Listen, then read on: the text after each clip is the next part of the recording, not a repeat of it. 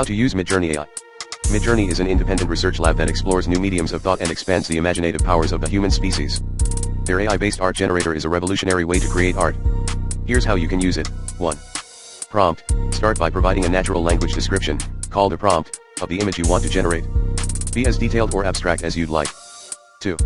Generate images. Midjourney will create 4 images based on your prompt. You'll see these options.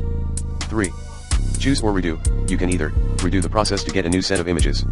Upscale one of the 4 pictures if you like it. 4. Tailor aesthetics. The results can be tailored to any aesthetic, from abstract to realistic. Give it a try and explore your creativity. If you're interested in working with Midjourney, they're actively hiring. Check out their website for more information. Learn more. 1. Midjourney. https://www.midjourney.com. 2. Midjourney, Wikipedia. https://en.wikipedia.org/wiki/Midjourney.